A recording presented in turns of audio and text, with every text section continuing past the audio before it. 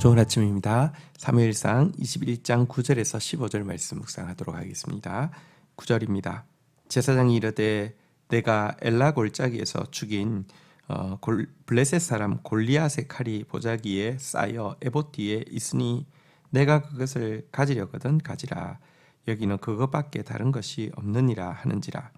다윗이 이르되 그 같은 것이 또 없나니 내게 주소서 하더라. 10절 그날에 다윗이 사울을 두려워하여 일어나 도망하여 가드 왕 아기스에게로 가니.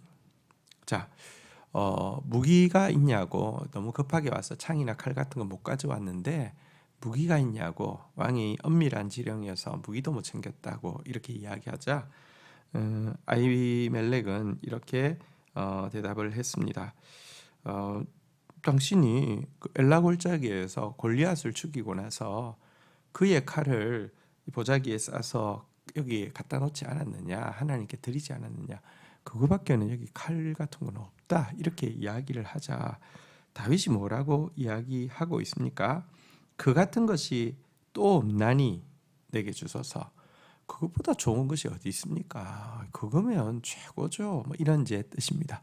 아유, 딱이죠. 아유, 그거면 뭐 완벽합니다. 이제 이런 식으로 대답을 하고 있습니다. 이 짧은 대답 속에 불신앙적인 요소가 분명히 들어있음을 보게 됩니다. 과거 다윗은 골리앗과 싸우러 나갈 때 사울이 갑옷과 칼을 주었지만 그것 고추장스럽게 여기고 만군의 하나님 여호와의 이름만 의지해서 나아갔고요.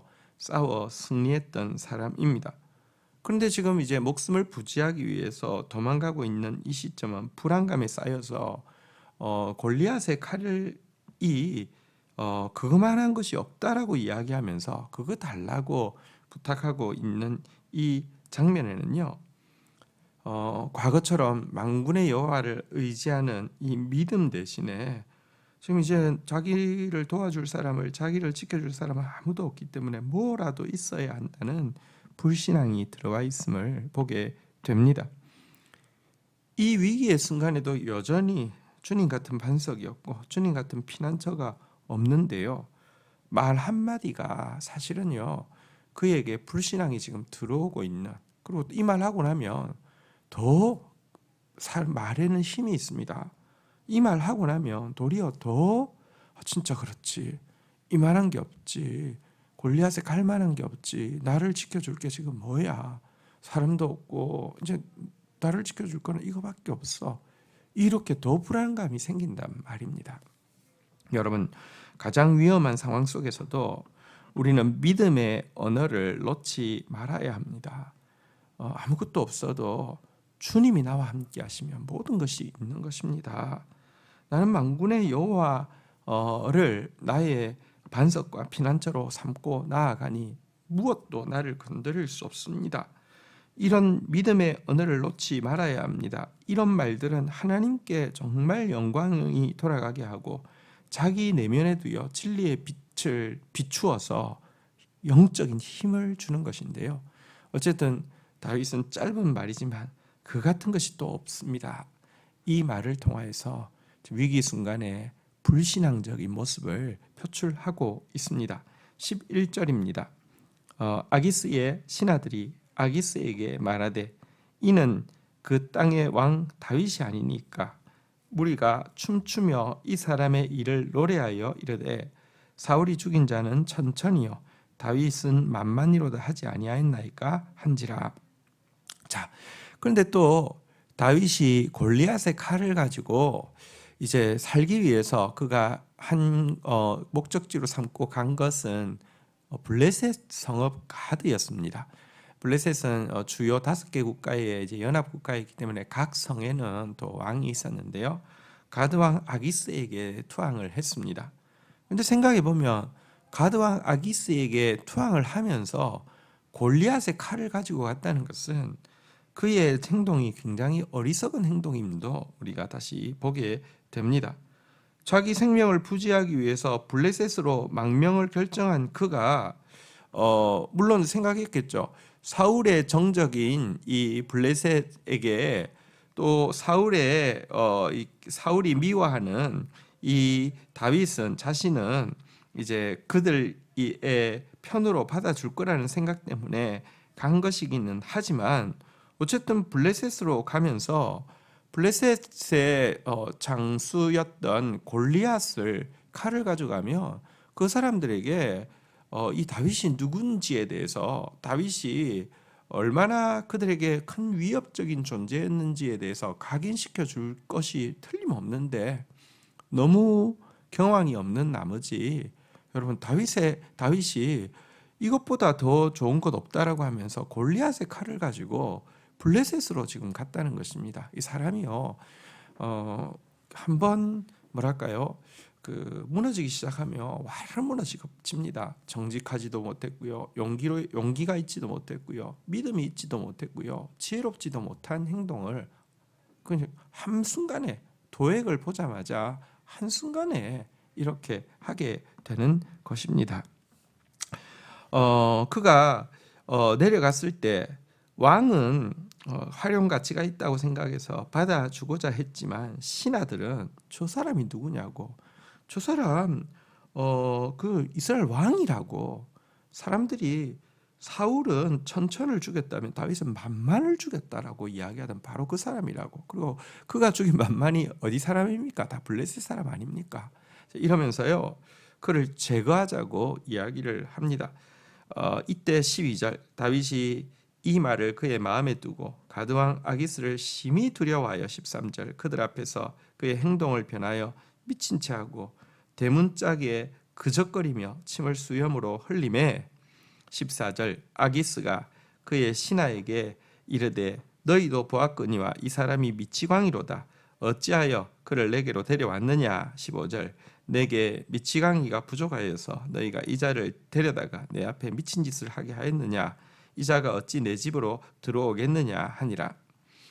자, 그래서 야, 이거 지금 사자굴에 내가 그냥 들어왔구나. 오늘 그냥 영락없이 죽겠구나. 뭐 정말 제정신이 안 차렸죠. 블레셋을 만만을 죽였는데 그래도 무슨 활용 가치가 있으니까 살려줄 수도 있는데요. 문제는 그들의 감정을 자극하는 골리앗의 칼을 가지고 사자굴에 홀로 들어왔으니 이제 죽는 일만 남은 것입니다. 그러자 그가 살기 위해서요 한 일은 갑자기 미친 사람 흉내를 낸 것이었습니다. 살기 위해서요 갑자기 문짝에 막 그적거리고 침을 수염으로 흘리고 실성한 사람처럼 행동을 하였습니다. 그러자 아기스가 짐짓 아니 우리나라에 미친놈이 부족해서 너희가 이 미친놈을 나한테 끌고 왔느냐, 빨리 이거 끄집어내서 저 쫓아내, 이렇게 이야기를 하게 되었습니다. 이것은 신하들은 다윗을 죽이자고 하지만 아기스 왕은 분명히 조금 지나면 활용 가치가 있을 거야 라는 생각 때문에 사실은 살려준 것이죠. 어쨌거나 그가 그 용기 있던 다윗이요 살기 위해 가지고 이 이방인들 앞에서 미친 신용까지 해야 하는 이 상황 자체는 굉장히 안타까운 것입니다. 그리고 어제도 말씀드렸지만 여러분 다윗이 이룬 전과 중에서 최고의 전과가 골리앗을 죽인 것인데요.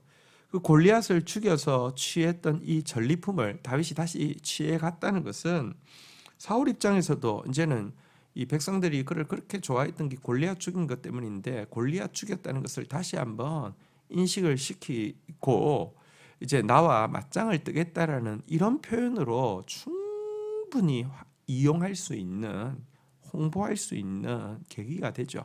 그래서 결국 이 칼을 준 것으로 인하여서 아히멜렉과 제사장 가문은 전멸을 당하게 되지 않습니까? 어쨌든 이 모습을 보면서 야, 우리 안에 참 믿음이 있는 것 같지만 정말 결정적인 순간에 믿음이 없고 참 현명한 것 같아도 지혜로운 것 같아도 결정적인 순간에 이렇게 어리석을 수 있구나라는 사실을 새삼 깨닫게 됩니다. 그래서 우리는 매 순간 하나님 앞에서 또 경외함으로 말미암아 또 하나님 내가 어떻게 해야 될까요? 물어야 될 뿐 아니라 또 하나님 앞에서 매 순간 그분의 긍휼을 덧입어야지만 설 수 있는 존재임을 잊어서는 안 됩니다. 사실 우리에게 희망이 있는 것은 우리는 때때로 내 모습 괜찮은 내 모습 보고 막 자뻑에 빠질 수 있지만 하나님은 언제나 우리를 보시면서 너는 진토여서 그래. 네가 진토로 지음 받아서 그래. 그러면서 우리가 그럴 수밖에 없는 존재임을 기억하시고 불쌍히 여기신다는 점입니다. 이것이 우리의 소망입니다. 그래서 우리는 주님 앞에 나아가야 되는 것입니다. 주신 말씀 붙잡고 기도하는 시간 가지도록 하겠습니다. 하나님, 다윗이 골리앗의 칼에 대해서 그 같은 것이 또 없다라고, 그것이 최선이라고, 그것과 비교할 만한 것 없다라고 하는 이 한마디 속에 그가 지금 위기 상황 가운데 얼마나 하나님을 향한 신뢰를 잃어버리고 불신앙이 차 있는지를 보게 됩니다. 하나님, 우리의 입술이 불신앙의 말을 내뱉을 때 하나님께 영광을 가리울 뿐만 아니라 자신을 더 두려움에 얽어맨다는 사실을 기억하게 하여 주시고, 하나님, 가장 급박하고 위험한 상황 속이라도 믿음의 언어를 잃지 않는 사람 될 수 있도록 주님 같은 반석은 없도다. 주님을 나의 피난처로 삼고 여호와 만군의 여호와의 이름을 의지하여서 내가 안전하다라고 고백할 수 있는 그런 사람 되어지게 하여 주시옵소서. 하나님, 또 그가 골리앗의 칼을 취해간 것이 너무나 지혜롭지 못한 처신이었고 정말 자기 죽음을 자초할 수밖에 없는 어리석은 일이었음을 다시 보게 됩니다. 하나님, 우리가 이런 존재입니다. 우리가 잘한다고 한 것이 도리어 이와 같은 어리석음이 되고 또 심지어 다른 사람들에게까지 큰 피해를 끼칠 수 있는 존재임을 인정합니다. 그래서 매일 주님 앞에 서서 주님의 지혜를 얻어야 하며 또 매일 주님 앞에 서서 주님의 용서를 받아야 하는 존재임을 고백합니다. 그러나 주님, 우리가 진토이심을 기억하시는 주님 앞에 매일 서기만 한다고 하면 또 용서받을 것이고 정금과 같은 지혜로 또 체험받아서 결국은 이런 실패를 통하여서라도 더 큰 그릇이 되고 더 많은 사람들에게 빚진 마음으로 섬길 수 있는 사람이 되게 하시는 좋으신 주님이심을 고백합니다. 오늘도 주님께 나아갑니다. 우리를 불쌍히 여겨 주옵소서. 예수 그리스도의 이름으로 기도 올립니다. 아멘.